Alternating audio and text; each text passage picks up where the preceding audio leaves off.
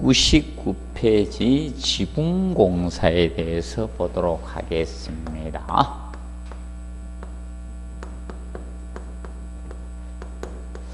지붕공사 쪽은 문제는 나오면 한 문제 정도 나올 수 있는 파트입니다. 항상 해마다 나올 수는 없고요. 한 두 번 나오다가 한 번 안 나올 수도 있고, 이렇게 한 문제 정도로 보시면 됩니다. 자, 그래서 먼저 지붕의 물리와 재료 개념이 있죠. 지금 시험은 거의 가장 많이 언급이 되고 있는 것이 제일 먼저 있죠. 이 1절 파트가 가장 많이 언급이 되고 있습니다. 1절이 개요 부분이 시험에 가장 많이 언급이 되고 있고요. 간혹가다 이제 그 다음에 이제 언급이 많이 되는 데가 저 207페이지 제4절 홈통입니다. 그래서 넘버1이 1절 개요 파트고 그 다음 207페이지 제4절 홈통, 이 두 파트가 중요 파트라고 보시면 됩니다. 그러면 1절에 보시면 개요 부분에서 지붕의 물매와 재료 나오죠. 자, 물매라는 것은 기울기 경사, 물이 흘러내려가도록 기울기 경사 두는 겁니다. 경사. 기울기 두는 것을 여기에서는 물매란 용어를 씁니다. 경사, 기울기 두는 것을 물매라고 칭합니다. 물매. 그래서 자, 물매는 보통 직각상의 수직 높이, 수평에 대한 수직의 비율로 나타냅니다. 수평에 대해서. 그리고 약간 차이점이 뭔가 하면 기본적으로 이겁니다. 이론상은 이렇게 나타내고 220페이지 보시면 3번에 지붕경사 물매가 나오죠. 223페이지 3번 보시면 지붕의 경사 물매 나오죠. 200페이지네요. 잘못 보이지? 200페이지 보시면 그 3번에 있죠. 지붕의 경사 물매 나오죠. 요거는 시방서 물매입니다. 시방서.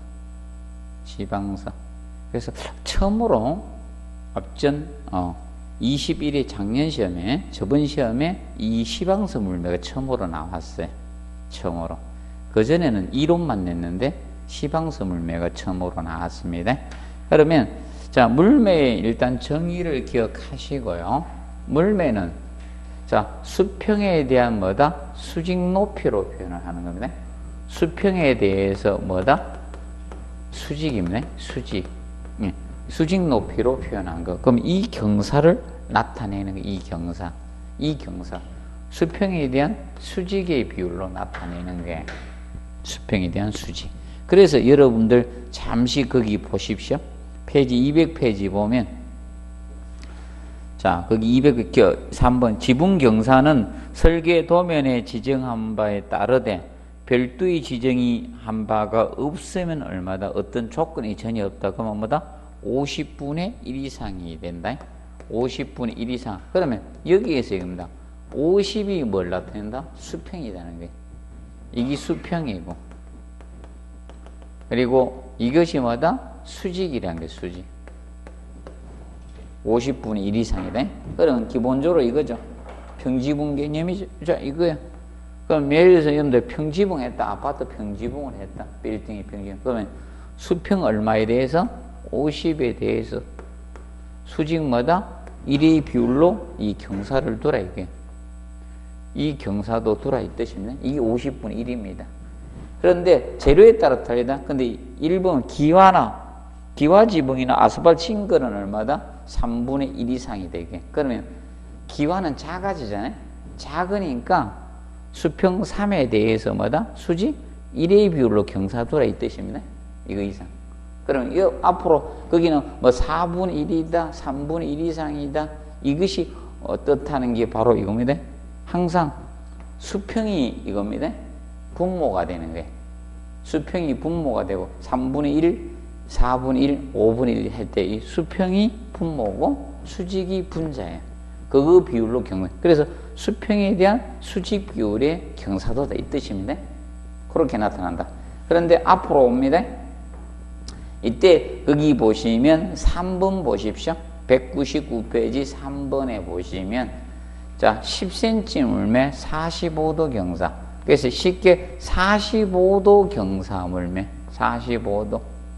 자 그러면 지금 현재 경사도가 자 여기 요 각도가 몇 도가 된다? 45도 경사라는 거예요. 45도. 45도 경사 물매를 무슨 물매? 이것을 대물매라 하겠다는 게 정확히 경사도가 몇 도인 거? 45도 경사 물매를 자 대물매라 하고 45도 이상의 물매. 그러면 경사도가 45도보다 더 가파른 물매도 있을 겁니까? 그러면 경사가 더 심한 이 물매도 있겠죠? 45도 이상을 총칭해서 그래서 이 각도가 이제 45도 이상 물매를 다 합쳐서 뭐라 한다? 대물매라 하겠다는 게 45도 이상 물매를 대물매라 칭하겠다는 게 대물매. 대물매하고 대물매의 차이점이고요. 대물매하고 대물매는 45도 이상이야 45도 미만이야 이것으로 나타내겠다는 겁니다. 그리고 4번에 모임 지붕의 충격의 사방에 물매가 모이는 부분이죠. 경사진 부분을 모임 지붕은 201페이지 보십시오. 201페이지 상단에 보시면 박공 지붕이 있고 두 번째가 모임 지붕이에요. 그러면 박공 지붕은 두 방향만 경사가 있었죠. 이게 박공이에요. 그럼 아파트 경사 지붕이 이 박공 형태로 많아요. 그리고 우측이 모임 지붕이에요. 모임 지붕 이렇게 된 게. 그러면 모임 지붕을 위에서 아래. 그래서 시험은 박공 지붕이 시험 나왔었어요. 박공이. 그러면 고다 써놓으세요. 박공은 기출 써놓으세요. 박공 지붕 기출 됐어요. 그러면 지금 현재 모임 지붕은 몇 방향으로 경사가 졌다? 네 방향이죠. 박공은 두 방향이고요. 그러면 차이점은 이겁니다. 박공 형태는 이렇게 보면 돼. 위에서 내려다보는 걸로 보면 이렇게 경사가 진 거예요. 여기 현재 이렇게 보시면 여기 보면 여기 요 경사 요걸 무슨 물매? 기물매라 하겠다는 겁니다. 기물매. 이게 기물매라는 거예요. 이걸 기물매라는 거예요. 그래서 명심해 모임 지붕입니다. 이 기물매는 모임 지붕에서 발생하는 게 모임 지붕의 모서리 부분에 생기는 물매를 무슨 물매? 기물매라고 칭해요. 기물매. 일단 개념말은 그래서 이제 박공 지붕에는 기물매가 없습니다. 무슨 지붕? 모임 지붕에서 기물매가 발생이 됩니다. 그리고 200페이지 보시면 그 2번에 물매의 뭐다? 일반적 사항이 나옵니다. 물매 일반적 사항을 보시면 지붕 면적이 클수록 물매는 어떻게? 대기한다. 대기한다는 것은 급한 경사로 하라 이겁니다. 지붕 면적. 그래서 이제 지붕 면적이 커지면 내리는 눈이 많아져. 면적하고 물매. 자, 이 경사는 이 기울기는 무슨 관계다? 자, 이것은 면적하고 명심하세요. 물매는 비례 관계입니다. 지붕이 커지면 지붕 면적이 커지면 물매도 경사를 많이 둬야 돼요. 급한 경사를 해야 돼요. 비례 관계네. 비례 관계.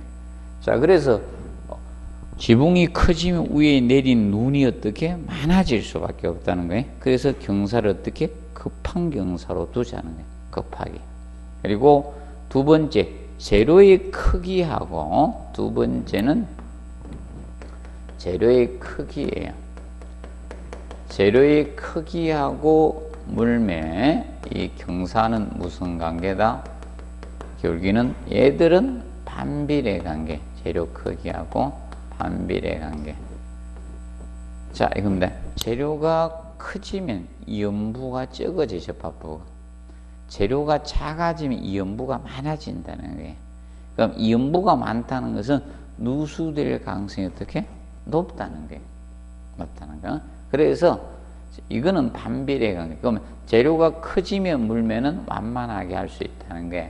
반대로 재료가 어떻게? 작아지면 물매를 어떻게? 급하게 해야 돼요. 그래서 두 가지는 혼돈하면 안 됩니다. 지붕 면적하고 재료의 크기는 물매하고 서로 반비례, 둘이 반대 개념이 된다는 사실 기억하시고, 그래서 한번 비나 눈이 많이 오는 지방은 당연히 물매를 어떻게? 급한 경사 되게 해 주셔야 돼요. 그래서 눈이 많이 오는 지방일수록 어떻게 됩니까? 지붕 경사도가 가파릅니다. 그리고 4번에 보면 재료의 내수성이 클수록 물면 어떻게? 뜨게 완만한 경사. 뜨게 한다는 게 완만한 경사로 한다 이 뜻입니다. 되게 한다. 뜨게 한다, 되게 한다는 것은 급한 경사로 한다, 완만한 경사로 한다 이 뜻입니다. 그래서 비교할 때 쓰는 용어다 보시면 됩니다. 그리고 지붕의 경사 물매를 앞전에 시험을 냈습니다. 이거 시방서 가지고 처음으로 냈어요. 지금까지. 그래서 뭐 바로 내기는 힘들고 뭐 지문 정도는 아마 나올 수 있을 겁니다. 한 번씩 봐두시고요. 그 다음에 4번에 보면 재료의 조건이죠. 요거는 자주 종합문제 지문 나오는데 답이 된 것은 2번 가지고 한번 나왔었습니다. 재료의 조건.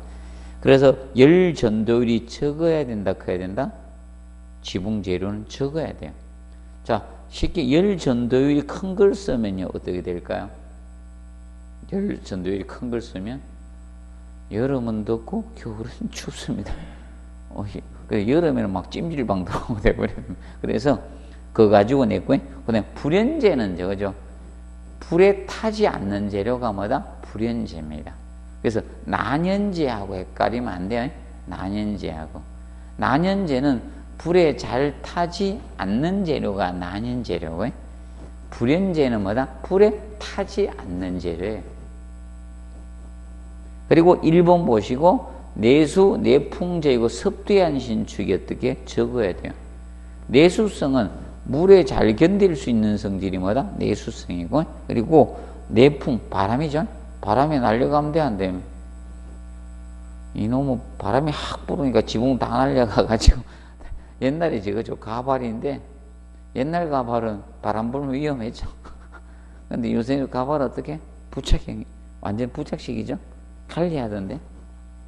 안 떼도 되죠? 본드가 부착하나요? 어떡하나 모르겠네. 하여튼, 안 떼던데요? 기억을 해 두시면 됩니다.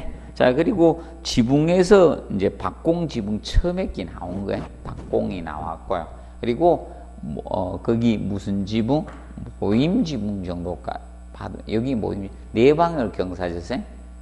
박공은 두 방향으로 첫 번째 지붕이 무슨 지붕? 박공이에요. 두 번째가 무슨 지붕? 모임 지붕이에요. 네 방향으로 경사가 진 거예요. 그리고 그다음에 이제 그 밑에 보면 톱날 지붕 나옵니까? 톱날 지붕 보입니까? 네. 톱날 지붕은 옛날에 공장 지붕에 많이 썼던 거죠. 방직 공장 이런 데 있죠. 이 톱날 지붕은, 이 지붕 중에 톱날 지붕은 얘는 조도 분포를 균일하게 하는데, 보통 쓰는 지붕에 조도 분포 균일하는데, 조도는, 자, 여러분, 어느 장소에 대한 밝기가 조도인데, 지금 이제 작은 면에 있는 조도, 밝기를 나타낼 때 조도 분포가 균일할 때 쓰는 게 톱날 지붕이에요.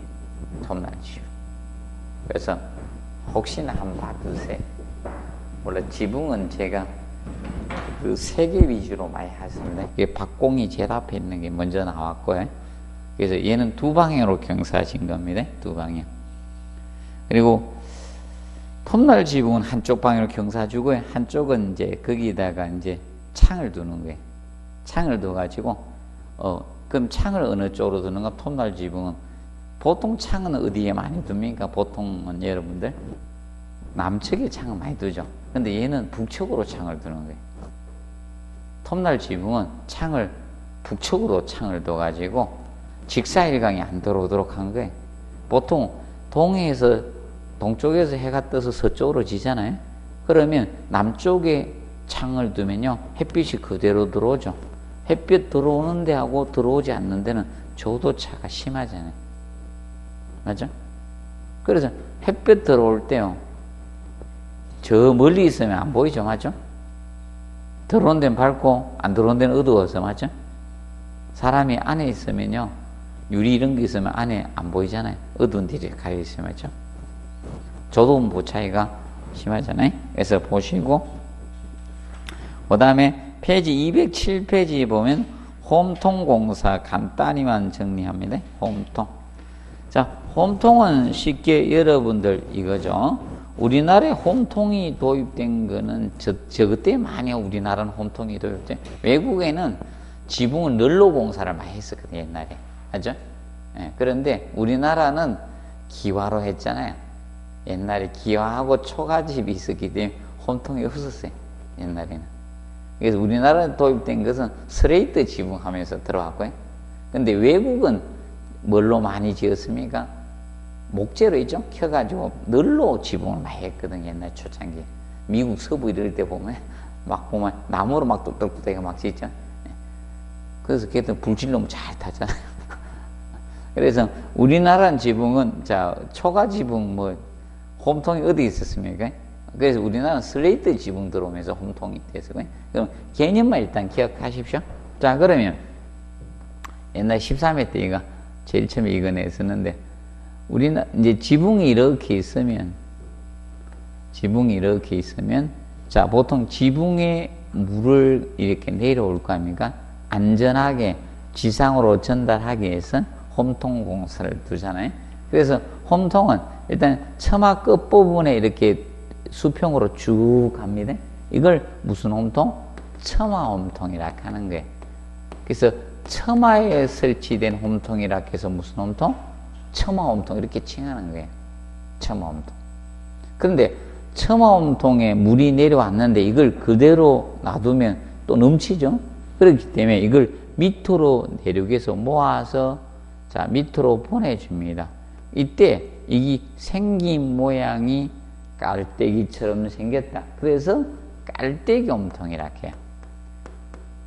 깔때기처럼 생겼다. 그래서 보통 여러분들 병에다가, 자, 저런 거 있죠? 기름이나 이런 걸 담기 위해서, 참기름, 들기름 담기 위해서 깔때기 이용하죠? 깔때기이고, 그 다음에 그러면 이 깔때기 홈통을, 이걸 갖다가 수직 홈통에다 끼워 넣어야 돼. 그러면 이 수직 홈통을 선홈통이라 해요. 선홈통. 그래서 이 선홈통에 이 깔때기, 그러면 이 깔때기 홈통은 사실 이겁니다. 처마 홈통하고 선홈통을 연결해 준 홈통이 뭐다? 빗물을 전달해 주는 게 깔때기예요. 깔때기. 그러면 여기 이제 병에 보기면 끼워 넣는 건데, 그런데 이 부분에 마무리 처리가 안 좋잖아요. 마무리 처리가 안 좋기 때문에 여기에다 뭘 설치하는가 하면 이렇게 해서 장식 홈통을, 여기다 장식 홈통을 바깥에 대해서 꽂아 넣은 겁니다. 여기 장식 홈통 설치하는 게, 홈통, 기본적인 홈통은 이 네 가지가 있어요. 일단 처마 홈통, 깔때기, 장식 홈통, 선 홈통, 기본적인 네 가지가 있어요. 뭐 더 있긴 있는데 가장 기본이 이 네 가지입니다. 그래서 이거 위에서 아래 순서 한번 냈었습니다. 모르면 이렇게 기억하시면 돼요. 우리 이 지붕틀이잖아요. 사람 얼굴이 물 내려가는 순서 기억하면 돼. 이 처마 홈통입니다. 우리 턱이 처마 아닙니까? 처마 홈통. 이 목이 깔때기라고 보시면 돼. 깔때기. 그리고 근데 이 깔때기가 우리 이 선홈통 아닙니까? 수직 선홈통인데. 그래서 이 깔때기가 처마하고 선홈통이 연결해요. 여기 넥타이가 장식 홈통이라고 보면 돼. 오래된 거예요. 그래서 이 홈통이 이걸 무슨 공사? 홈통공사. 그러면 지붕 위에 내린 빗물을 갖다가 안전하게 집 안으로 전달해 주기 위해서 사용되는 것이 뭐다? 홈통공사들이 있다는 겁니다. 뭐 그 정도 우리가 기억을 좀 해 두십시오. 그리고 213페이지 보면 자, 방수 및 방석 공사에 대해서 보도록 합니다. 방수 및 방석 공사. 자, 방수 및 방석 공사. 습기를 방지하는 것은 방습이고, 방수는 저거죠. 방수는, 자, 물을, 투과되는 걸 방지하는 게 뭐다? 방수입니다. 그러면 여러분 특히, 자, 대표적으로 아파트 세대 내에서는 뭐를 딱 필요로 합니까? 세대 내에서는. 욕실 같은데 뭐가 필요합니까? 방수가 필요하죠. 방수가 안 되면 위층에 물이 어떻게? 아래로 내려오면 참 좋겠습니다. 아침에 일어나가지고 볼일 보려고 양변기에 딱 앉았는데 위에서 뚝뚝 틀어지면 뭐 우산 쓰고 놓아야 됩니까? 화장실 갈 때마다 우산 쓸 수는 없는 일이고, 맞죠? 그렇기 때문에 그걸 방수를 한다. 그러면 재료상 이제 분류할 때 뭐 여러 재료를 쓴다는 겁니다. 자, 그러면 아파트하고 관련돼서 기본적으로 한번 해드릴게요. 자, 이겁니다. 자, 아파트가 있을 때, 자, 이겁니다. 뭐, 옥상하고 지하 같은 데 방수를 한다. 그냥 간단히 옥상 일단 봅시다. 뭐, 지하는 들어가면 잘 모르니까, 밑에 건물 지을 때 봐야 되니까, 옥상이나 이런 데 있습니다. 그럼 옥상은 기본적으로, 과거에는 거의 뭘로 이제 방수를 했는가 하면 아스팔트 방수로 했었습니다, 옛날에. 규모가 클 때. 그래서 옥상을 보통 이 아스팔트 방수로, 아스팔트 재료를 이용해서 하는 아스팔트 방, 이제 규모가 클 땐 보통 이걸로 갑니다. 이게 과거에 거의 많이 돼 있어서, 그래서 시험 내는 거예요. 지하하고 이런데. 그래서 이제 아스팔트 방수로 가고 있는데, 근데 지금 비용이 너무 많이 들어요. 이 아스팔트 방수가 공사 길이 오래 걸려요. 복잡고. 그래서 최근에 뭘로 가는가 하면 이것이 저겁니다. 시트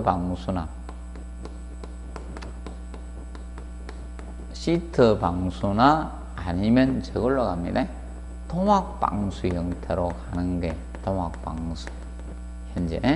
현재는 이걸로 많이 가고 있는 거예요. 시트지를 붙여는 시트 방수나 토막 방수. 그래서 토막 방수는 방수 도료를 발라서 방수 효과가 가지는 거예요. 그래서 여러분들 많이 보실 겁니다. 녹색이나 이런 거 막 색깔 칠한 거 보셨죠? 거기 방수입니다. 토막 방수. 토막 방수고, 그래서 시트 방수나 토막 방수가 현재 가고, 그 다음에 아파트 세대에,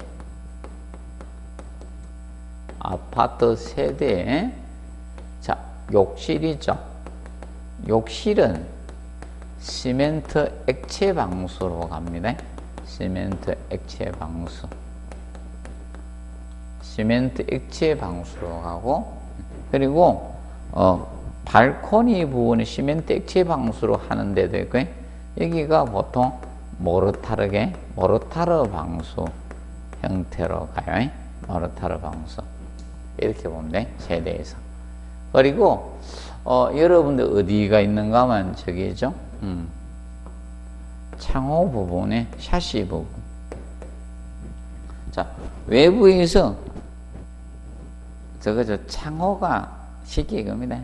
창호가 잘 돼 있으면 밖에서 비가 와도 빗물이 안 들어와요. 샤시 좋은 거.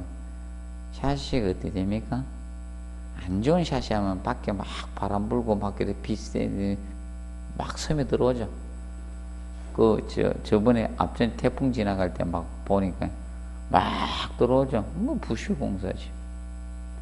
샤시 바깥에는 보통 자기가 돈 주고 하는 경우 많죠. 샤시쟁이 똑바로 안 맞는 거예요. 샤시를 똑바로 하면요. 그리고 시기입니다. 공사 제대로 하면요. 잘 안 부서지고 유리도 파손되는 거예요. 공사 대충 해면 잘 파손되는 겁니다. 그러면 유리는 보통 진동에 의해서 깨집니다. 공극이 있으면 깨져요. 흔들려가지고. 그거 아는데 제발 이거 하지 마세요. 테이프 붙여가는 거 있죠, 이거. X자. 누가 그 유행시켜가지고 막 5만 대 다 붙여가지고. 옛날에 우리 와이프도 옆에서 TV에 나왔다고 갖다 붙여가지고 제가 뛴다고 힘들었습니다. 그 다음부터 붙이지 말았겠습니다. 안 부서지. 내가 고정시켜 놓고 갈 테니까 그러면서 고정만 시켜주면 돼. 뭐 테이프 아까워 준 테이프를 왜 유창에 막 쳐발라오는지 맞죠? 저는 어려서 풍등 실험을 해봤기 때문에 압니다. 20대에 그 풍등 실험을 했기 때문에 아는데, 풍등 실험 하면요, 유리가 깨지는 것은 진동에 의해서 깨집니다. 고정을 잘 시키면요, 안 깨집니다. 진동이 생기면 안 돼요. 흔들릴 때. 그래서 다 깨집니다. 그래서 저거죠. 보통 음파 가지고 이런 거 가지고 유리잔을 깨잖아요. 진동에 의해서 깨지거든, 진동. 그래서 이 창호 부분, 그러면 창호 샤시 부분하고 벽하고 사이 조인트가 생기잖아요. 거기 방수를 해야 돼요, 안 해야 돼요? 실리콘 썼죠? 그걸 실링 방수라고 해요. 창호 부분, 그것을 실링 방수라고 합니다. 실링 방수. 자, 그럼 아파트의 기본적인 방수가 이거예요. 이거 위주로 가는 거예요. 그러면 여기에 대해서 시험을 내는 게 기본 원칙이에요. 그런데 간혹 가다가 이제 뭘 하기 위해서 난이도 조절을 하기 위해서 간혹 가다가 방습청에 가서 한 번씩 내는 게. 근데 방습청은 내면 좀 어려워요. 용어가 자꾸 뭐 그 재료 내고 이러기 때문에. 그래서 거기 보시면 몇 페이지인가만 그 238페이지 보면 방석공사 나오죠. 근데 이 재료를 다 외우기 힘들어 가지고 앞전에, 그래서 여기 보면 나오죠. 230 방석공사가 나오죠. 네. 그래서 그리고 한 번 나오면 그 다음에 안 나오니까. 근데 저번 시험에 그 238페이지 방석공사 또 냈어요. 여기서 한 번씩 다음씩 한 가요. 그래서 이 부분에는요, 자, 힌트입니다. 앞전에 나오면 다음에는 안 나온다는 거. 그럼 이거 안 해도 돼요. 그래서 이렇게 보시면 돼. 자, 지금 현재 이런 형태로 보면 되나? 이게 아파트의 주 방수다 이렇게 보시면 됩니다. 그래서 여기 언급한 거예요. 그리고 앞전에는 이제 답을 유도식 시트 방수 쪽에 이제 종합 문제 내면서 답을 유도시켰습니다. 그럼 방수는 두 문제 나와요. 이쪽은 두 문제 기출이 되는데,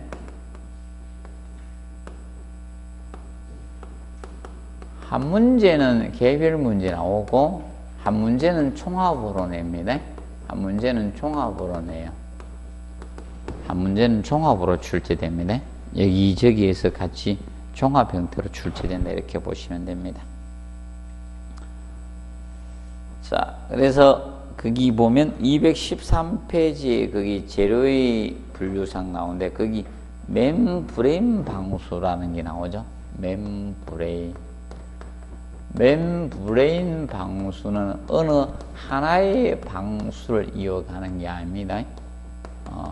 피막 방수라고도 하고요. 피막 방수. 그래서 그거 해놨죠.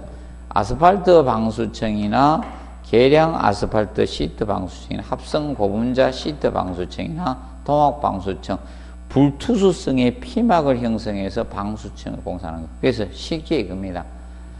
여러분들이 뭐 아스팔트 루핑지라든지 시트지나 도막, 막이 있잖아요. 그 막. 그걸 활용하는 거. 그러면 쉽게 이렇게 하는 방수들이다.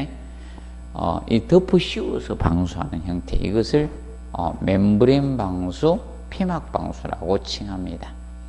간단히 알아두시고요. 그리고 뭐 215페이지에 보면 아스팔트 방수가 나와요. 아스팔트 방수부터 가장 많이 낸 게 얘입니다. 가장 많이 낸 게 넘버1이 아스팔트고 넘버2가 시멘트 액방이에요. 시멘트 액체 방수가 넘버2고요. 시멘트계가 넘버2예요. 그 219페이지 보면 시멘트 액체 방수 나오죠. 얘가 넘버2고요. 가장 많이 나왔던 게 아스팔트고요. 넘버2가 시멘트 액방입니다. 이게 주방수거든, 사실. 그래서 이제 뭐 최근에 이제 시트하고 토막으로 조금 가고 있는 거예요. 왜 그러냐면 이제 근데 이미 지어진 아파트가 많으니까 이제 낼 수밖에 없는 거고. 근데 욕실은 변화가 없어요. 욕실은 옛날이나 현재나 다 시멘트 액방으로 가고 있어요. 그래서 이제 이 아스팔트 방수 먼저 봅니다. 아스팔트 방수는 이거는 대규모 방수에 많이 쓰는 거예요. 대규모 방수 공사에 많이 쓴 겁니다. 대규모 방수 공사에 아스팔트 방수를 쓰는데 그 재료가 보시면 재료를 보시면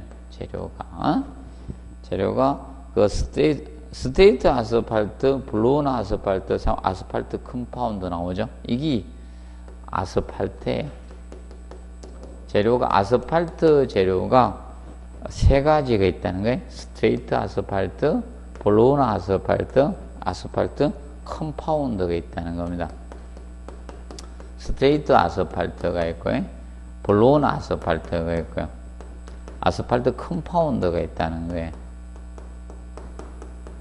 아직은 시험은 안 냈습니다. 아직은 이 아스팔트 재료는 아직 시험 안 냈습니다. 그러면 스테이트 아스팔트가 알아두실 것이 스테이트 아스팔트는 이거는 반액체예요. 이미 녹아 있어요. 원유의 정제 과정에서 나온 그게 이 반액체고 이게 반고체예요. 반고체입니다. 그럼 스테이트 아스팔트는 이미 녹아 있기 때문에 보통 직접 사용을 하기가 힘든 겁니다. 반액체 상태이기 때문에. 그래서 보통 얘를 갖다가 그래서 이 스테이트 아스팔트의 특징이 어떤 건가 하면 반액체니까 뭐가 됩니까? 연화점이 낮은 거예요.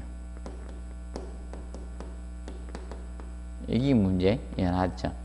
연화점이란 것은 그 밑에 해놨네요. 밑에 이 블로운 아스팔트 밑에 연화점 해놨죠. 연화점은 가열해서 녹는 마다 온도. 그럼 아스팔트가 고체인데 가열해서 녹는 온도가 무엇이다? 연화점이에요. 연화점이 낮은 거예요. 연화점이 낮기 때문에 낮다는 거 기억하시고, 그리고 이겁니다. 자, 이런 외기나 이런 외부 충격 저항 강도가 약해. 외부 충격에 약합니다. 외기나 외부 충격 같은 데 이런 데 약한 것이 바로 스테이트 아스팔트입니다. 그래서 이 스테이트 아스팔트 가지고 직접 공사를 할 수가 없는 거예요. 그래서 블로운 아스팔트를 만드는 거예요.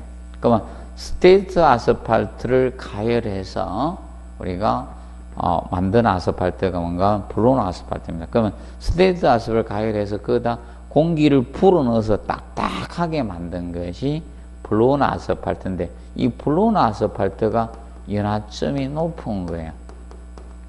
얘가 연화점이 높습니다. 연화점이 높고요. 그래서 연화점이 높으면서 외기나 이런 외부 충격 저항 강도가 강한 겁니다. 그래서 이 아스팔트를 많이 사용하고 있습니다. 그런데 이 아스팔트 컴파운드 있죠? 아스팔트 컴파운드는 보통 이 블로운 아스팔트가 딱딱해. 연화점이 높다 보니까 딱딱하다니까 유동성이 좀 떨어져요. 그럼 블로운 아스팔트에다 동식물성 유지 기름 성분 넣고 그 다음에 강분말질 첨가해서 만든 것이 뭐다? 아스팔트 컴파운드. 그러면 이 아스팔트 컴파운드는요, 얘는 침입도도 크면서 연화점도 높은 거예요. 둘 다 좋은 거예요. 연화점을 높게 만드는 거예요. 아스팔트 컴파운드가. 그래서 이것이 성능이 우수합니다. 그래서 비싸요. 고가입니다. 비싸고 성능이 제일 좋은 게 아스팔트 컴파운드예요. 혹시나 나오면 이 아스팔트 컴파운드 혹시 시험에 나올 수가 있습니다. 혹시나. 아직은 안 됐습니다. 그런데 거기 보면 1번 스테이트 아스팔트 밑에 침입도 나오죠. 침입도 개념을 알아두십시오. 자, 모체 아스팔트가 침입해 들어가는 비율을 침입도라고 하는데 왜 침입도라고 했는가 하면 이거 다른 거 아니고요. 이거요. 아스팔트가 있는데 이제 침 가지고 측정을 했어요. 침. 비카침이란 특수 침을 활용해서 거기 해놨죠. 100g에 25도에서 100g의 추를 5초 동안 누를 때 0.1mm 침입해 들은 비율을 침입도 1로 빈 거예요. 그러면 수치가 커진다는 것은 많이 침입했다는 거죠. 맞죠? 0.1mm 할 때를 침입도 1로 봤거든요. 간입량이 크다는 건 아스팔트가 무르다는 거거든요. 그래서 침입도는 아스팔트의 경도예요. 아스팔트가 얼마나 딱딱하냐, 무르나를 나타낸 것이 뭐다? 침입도예요. 그래서 이 침입도가 그 제일 밑에 줄 체크하실 용어죠. 아스팔트 양부 판정 시 가장 중요한 요소예요. 아스팔트 양부라는 건 품질이 좋으냐 나쁘냐를 나타내는 게 양부입니다. 양부 판정 시 가장 중요한 요소가 침입도예요. 품질에서. 침입도를 넘버1으로 둡니다. 기억해 두시고. 그래서 보통 침입도는 아스팔트의 경도를 나타내는 것을 침입도라고 한다는 점 기억을 해 놓으십시오. 그리고 넘겨보시면 4번에 아스팔트 뭐가 나온다? 프라이머가 나와요. 이 아스팔트 프라이머 있죠? 얘는 접착제로입니다. 접착제로. 얘가 접착제로예요. 이게 이제 접착재료가 아스팔트 프라이머를 쓰는 거예요. 접착재료가 아스팔트 프라이머입니다. 그러면 이 프라이머의 목적은 다른 개념이 아닌 이 목적으로 사용한다라고 보시면 되는 겁니다. 자, 아스팔트 프라이머는 자, 여러분들이 얘는 목적은 여러분들 건축물은 시멘트 제품이죠. 콘크리트로 만들어집니다. 콘크리트로 만든 시멘트 제품인데 모르타르 이런 거죠. 시멘트 제품인데 아스팔트 재료하고는 재료가 다르죠. 그럼 둘이 해놓으면 어떻게 나중에 다 박리대에 떨어져요. 그래서 이 접착제를 쓰는 거예요. 그래서 이 아스팔트 프라이머의 사용 목적은 바로 부착력 증가입니다. 부착력 증가 목적입니다. 그래서 얘가 2번 낸 거예요. 프라이머가. 그리고 이 재료 찾으라는 겁니다. 그러면 이 부착력 증가를 목적으로 바탕에 부착력을 좋게 해서 만드는 겁니다. 그럼 프라이머는 블로온 아스팔트 50% 하고 휘발성 용제 신너죠. 휘발성 용제 50%하고 녹여서 만든 재료입니다. 50도 50 섞여서 만든 재료가 이 프라이머 끈적끈적하는 게 시커먼 거 바르는 거. 이것이 아스팔트 프라이머입니다. 이거 가지고 2번 기출했습니다. 자, 그리고 그래서 아직 외우지는 마시는데 나중에 이제 치사하면 이제 거기 프라이머 건조 시간에 나오는 거 있죠?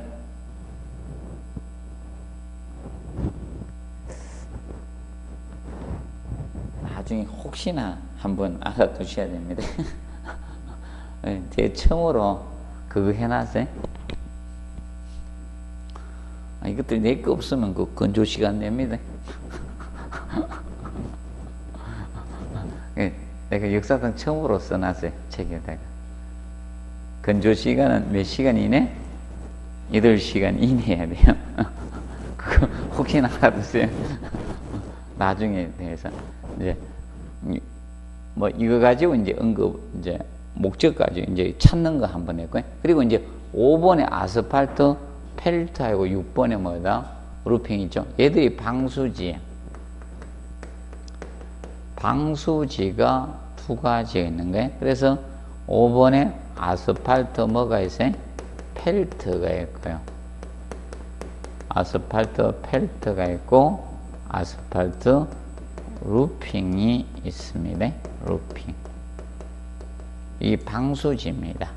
펠트하고 루핑. 자, 그러면 차이점은 이거예요. 만드는 건 그거 해놨죠? 자, 유기성 섬유, 양모나 폐지 같은, 자, 펠트상에 만든 원재, 스트레이트 아스팔트를, 자, 우리가 흡수시켜서 만든 거예요. 흡수시켜서 만든 겁니다. 그런데, 루핑은, 그거 봐요. 원재 아스팔트 침투시킨 거 있죠? 여기까지가 펠트예요. 이 상태에다가 양면에 컴파운더 피복하고 강분말지 분말살포해서 만든 거예요. 자, 그러면 쉽게 이렇게 보면 돼요. 다 만드는 공정이 여러 단계가 있는데 한 공정만 가지면 펠트고 여러 공정 가진 게 뭐다? 루핑. 쉽게 누가 두껍다? 루핑이 두껍고 펠트가 얇다라고 보시면 돼요. 남성분들이 그 경우 군에 다녀오면 겨울에 밖에 입는 게 야상이잖아요. 그럼 더우면 추우면 안에다가 깔깔이 넣죠. 깔깔이 넣은 야상은 루핑이고 깔깔이 뺀 야상은 뭐다? 펠트다. 이렇게 보시면 됩니다. 뭐 여성분들이 이렇게 보시면 되고 저 레깅스가 있는데 그 일반 레깅스하고 안에 기모 있는 레깅스. 그럼 이때 추우면 안에 기모 있는 옷들이 많죠. 기모 있는 것들이 무엇이다? 루핑이고 기모 없는 거는 펠트다. 이렇게 보시면 되는 거예요. 어려 보셔. 그래서 얘들이 사실 아스팔트 이 방수지 있죠? 이것이 방수 성능을 좌우하는 거예요. 이걸 몇 개 얼마나 깔았냐에 따라서 방수 성능. 그래서 이 방수 성능 좌우가 얘들에 의해서 좌우가 되는 거예요. 방수지. 그러면 펠트나 루핑 있죠? 루핑은 이게 뭘로 되어 있는가? 펠트나 루핑은 저겁니다. 두루마리 제품으로 만들어져요. 두루마리 제품으로 만들어져요. 그래서 이 두루마리 제품은요, 감안하세요. 장판지처럼. 그래서 이제 두루마리 제품이기 때문에 펠트나 루핑이 보관할 때는 세워서 보관을 해야 돼요. 눕혀서 보관하는 게 세워서. 그래서 여러분들 장판지 같은 거 어떻게 해놨습니까? 사러 가보셨죠, 옛날에? 세워놨죠? 옆으로 쭉 빼가지고 딱 끊어가지고 줍니다. 그래서 요것도 한번 냈었습니다. 그리고 자, 이 펠트와 루핑은 그래서 이제 나중에 루핑이 두껍기 길이가 짧아요. 많이 안 감기는 거예요. 펠트가 얇아요. 루핑이 두껍다 이래 보시면 돼요. 그래서 루핑이 길게 루핑은 짧고 펠트는 긴 그 매다 써놓잖아요. 그 외울 필요는 없고요. 자, 그러면 펠트와 루핑에서 보실 건 이겁니다. 그리고 겹침은 보통 묻지도 따지지도 말고 옛날은 9cm인데 지금 100mm입니다. 100mm. 기본 원칙은 100mm 10cm예요. 예외는 있습니다. 이게 기본 원칙이에요. 겹침은 기본 원칙은 모르면 몇 mm? 100mm 10cm입니다. 방수의 겹침은 잘 모르면 이걸로 가면 돼요. 이걸로 가주시면 돼요. 방수의 겹침은 잘 모르면 이걸로 가주면 돼요. 겹침. 자, 그런데 만약에 이겁니다. 자, 경사지붕에 이걸 공사한다는 게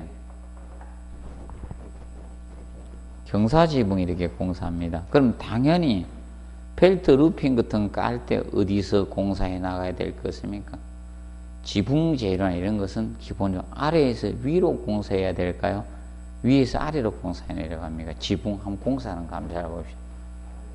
예, 아래에서 위로 갑니다. 지붕 공사할 때.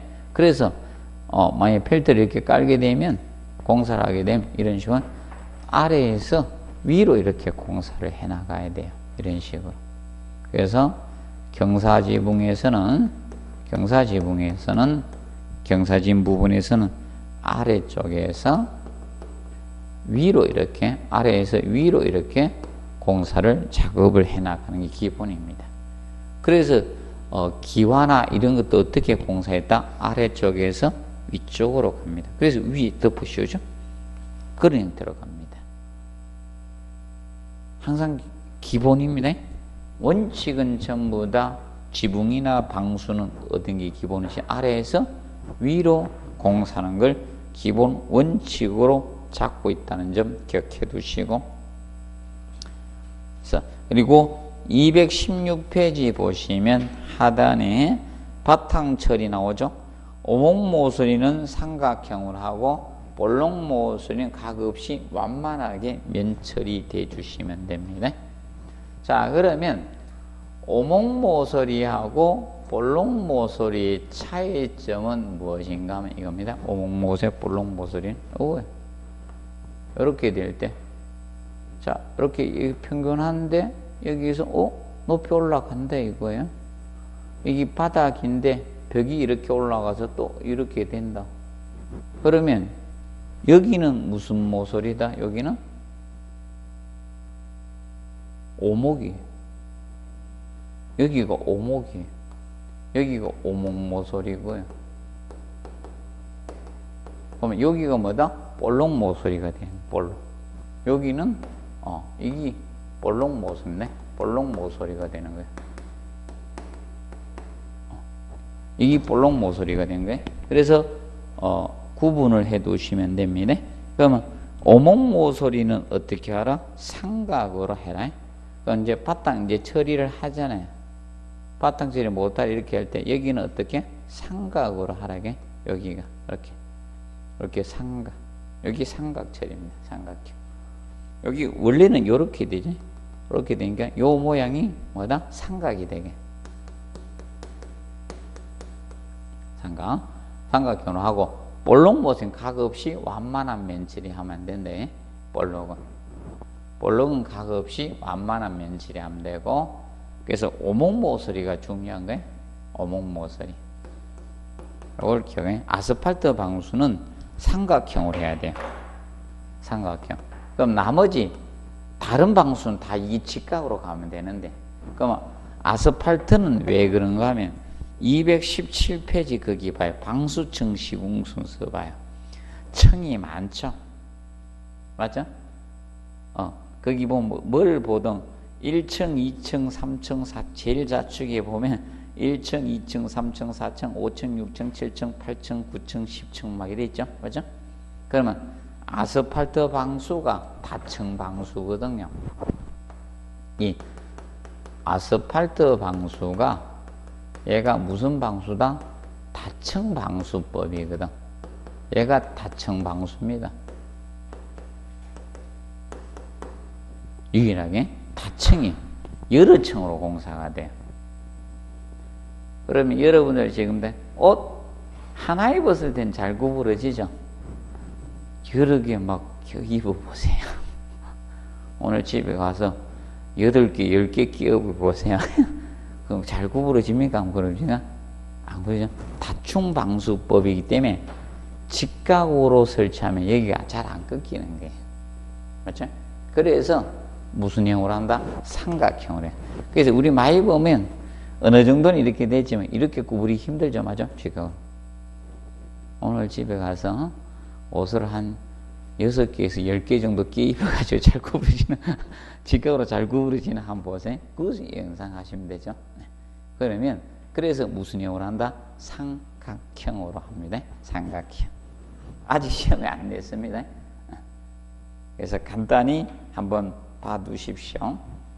의외로. 그리고 실제적으로 저 시방서적인 측면에서 나온 거는 218페이지 보시면 이거 가지고 210 제가 가지고 219페이지 있죠? 요거 가지고 출제했었는데 5번 지문 있죠? 시방서에서는 요거 5번 가지고 시험 낸 겁니다. 그래서 물매 아래쪽에서 뭐다? 위로 향한데 위에서 아래에서 이거 가지고 낸 겁니다. 이거 가지고 상식으로 낸 겁니다. 기본적으로 공사는 이겁니다. 공사는 항상 이 기본은 이거예요. 기본 공사는 어디에서 어디쪽으로 시작한다? 지붕하고 방수는 원칙은 아래에서 위로 가는 게 기본 원칙입니다. 그러면 시험은 의외로 이거 가지고 나왔는데 제가 좀 안 한 것도 있고 이거하고 방수지 쪽하고 있죠. 이 아까 저거 가지고 냈습니다. 이 접착 아스팔트 프라이머 있죠. 이거 가지고 내고 전반적으로 이제 출제하는 형태가 많습니다. 그래서 일단은 기본적 베이스는 알아두시고, 그 다음에 219페이지 보면 시멘트 액체 방수 있죠? 시멘트 액체 방수. 여기 가지고 이게 넘버 2였습니다. 아파트의 어디라 해서 욕실 쪽이죠. 그럼 여러분들 주택의 욕실이나 이런 데가 거의 다 무슨 방수? 시멘트 액체 방수입니다. 그러면 시멘트 액체 방수의 기본적인 것에 대해서 한번 간단히 설명해 줄게. 책을 떠나서. 그럼 시멘트 액체 방수는 기본적인 것이 이겁니다. 시멘트 액체 방수적인 측면은 가장 기본적인 것이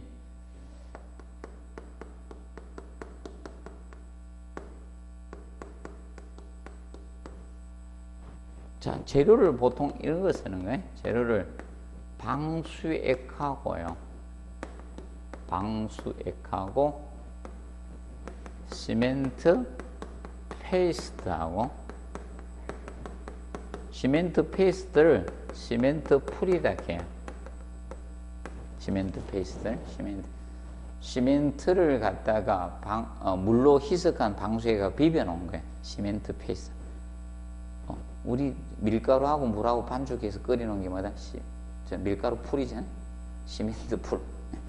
그리고 이 방수 모르타르. 보통 모르타르는 시멘트하고 모래만 배합했죠.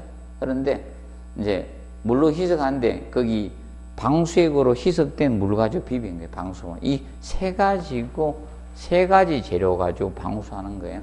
이게 시멘트 액방입니다. 그러면 시멘트 액방 개념은 이 바탕이 이렇게 있으면 여기다 이 재료를 활용해서 방수 공사하는 겁니다. 그러면 제일 먼저 이 바탕 정리 같은 건 하고 해야지. 그냥 할 수는 없고. 그럼 여기에다가 이 방수액을 갖다 침투시키는 거예요. 제일 먼저 방수액을 모체 바탕에다가 침투를 시키는 거예요. 방수액을 침투시키고 나서 거다가 뭘 바르는 시멘트 페이스트, 시멘트 풀을 갖다가 뿌려줍니다. 시멘트 풀을 페이스트를 한번 뿌려줍니다. 그러면 시멘트 페이스트, 시멘트하고 물만 반죽해 놨기 때문에 어떻게 된다? 잘 갈라져요. 차삭 균열이 갑니다. 그 위에다가 방수 시멘트 페이스트 균열 가죠. 그러다가 다시 방수액을 다시 침투시키는 거예요. 세 번째, 방수액을 침투를 시킵니다. 균열 간 데를. 그리고 나서 이 세 번째 방수 모르타르 바르는 거예요. 이렇게 해서 하나의 공정이 끝나요. 한 공정이. 그리고 나서 그러면 얘가 모르타르가 어느 정도 응결 경화가 되겠죠. 어느 정도 굳으면 딱 와서 보고 작업을 해요. 수분 상태에서. 그러면 보통 시멘트 액방은 얘가 액체 방수액을 시멘트 재료가 다 들어가잖아. 시멘트 재료가. 그렇기 때문에 바탕의 함수율이 30% 이하일 때입니다. 보통 수분 상태에서 해요. 이걸 보통 수분 상태라 하는데 수분 상태에서 하는 방수예요. 그렇기 때문에 건조를 너무 시키면 안 돼요. 그래서 일정 기간이 되면 와서 또 하는 겁니다. 그러면 이렇게 해서 이 이공정을 하게 되는데 일정 기간이 지나고 나서 와서 우리가 이공정을 하게 됩니다. 이게 30% 함수율 됐을 때 공사를 합니다. 그러면 이걸 반복을 하는 거예요. 다시 방수액 침투시키고 다시 일공정을 반복하는 거예요. 시멘트 풀 뿌려주고 그리고 나서 방수액 다시 침투시키고 그리고 모르타르 바르는 거예요. 모르타르 바릅니다. 이것이 시멘트 액체 방수가 되는 겁니다. 시멘트 액방.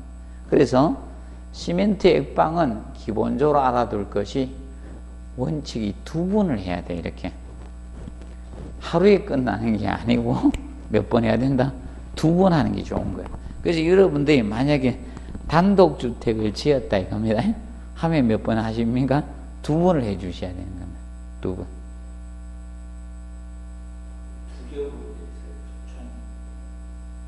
하면 요거 따로따로 하는 거죠. 그러면 보통 뭐 이거 방수액 침투시고 시멘트 풀 바르고 방수액 이렇게 해서 모르타르 이 한 층이 생기는 거예요. 그리고 그러면 원래 이 원리가 있고요. 콘크리트나 모르타르 이런데 공극이 있을 거 아닙니까? 공극을 수밀하게 메우겠다는 거예요. 방수액 넣어가지고 침투시켜서 메우고 나서 그리고 시멘트 풀을 뿌려놓으면 다시 어떻게 되면 시멘트 물은 시멘트하고 물만 반죽해놨게 물죠. 그 바른 사이에다 이제 다시 크랙이 가면 그걸 침투시키는 겁니다. 수밀하게. 그래서 요거 한 끝나고 나서 근데 요거 하나만 하면 야매. 요 2번을 해줘야 돼. 2번. 그래서 제가 제 시골에 저희 집에 하는데 제가 이야기죠. 저 아들이 전문가라면서 2번 이렇게 한 번만 하고 제가 할까봐 그래서 미리 2번 해주는가 물어보라고 해야 돼. 2번 해준다고. 그러니까 하나도 안 세지 않습니까? 제가 무조건 2번 하라 했거든. 그럼 모르는 사람은 한 번만 하고 그냥 갑니다. 이게 2번에 이게 시멘트 액방입니다. 그럼 얘는 이걸로 보통 끝나는 거예요. 위에다 보호 누름을 안 해줍니다. 그럼 보통 시멘트 제품만 썼기 때문에 균일이 좀 생길까요? 안 생길까요? 생길 수도 있죠. 주의해 주셔야 됩니다. 방수할 때. 그래서 이 방수가 그래서 욕실에 쓰는 이유가 이겁니다. 욕실에는 항상 물을 사용하잖아요. 물을 사용하는 데는 이 방수가 제일 좋은 거예요. 다른 것보다. 그래서 이게 효과적입니다. 물을 계속 쓰잖아요. 그래서 아파트 오래돼도 어떤 아파트는 오래 가죠. 공사 안 해도 되고요. 어떤 아파트는 어떻게? 빨리. 그건 방수가 누가 했냐에 따라서 틀려집니다. 그럼 이 시멘트 액방은 이 모체 조성에 이게 중요한 거예요. 모체 이 구조체죠. 이 구조체 이 모체 조성에 주의해야 됩니다. 조성에 주의해야 돼. 모체 바탕이 좋아야 돼. 주의해야 될 방수가 시멘트 액방입니다. 그 모체가 좀 오래 가고요. 모체가 나쁘면 어떻게? 빨리 균열 가는 거예요. 모체 균열 가면 따라서 균열 가는 거예요. 그래서 좋은 점이죠. 아파트들은 누수가 잘 안 생기는데 이상하게 방수가 꼭 빌라 이런 데가 누수가 많이 생깁니다. 왜 그런가 하면 뼈대예요. 뼈대를 얼마나 튼튼하게 잘 해줬냐 이거예요. 공사할 때 콘크리트 칠 때. 그거 차이입니다. 그러면 A급 회사 좋은 회사들에서 모체 잘못 구성해서 붕괴되면 안 되죠. 민원 많으면 그 아파트 안 좋죠. 그 회사 완전 이상하게 만들면 맨날 부세고 이러면 그 아파트 안 들어갑니다. 분양해봤자 분양도 잘 안 됩니다. 그래서 빌라들은 뭔가 하면 집 장사들이 짓는 경우가 많거든요. 건설회사 일반 굴지 건설회사에서 빌라 이런 거 짓는 거 못 봤죠. 그래서 빌라들은 입주하면 새는 경우가 많죠.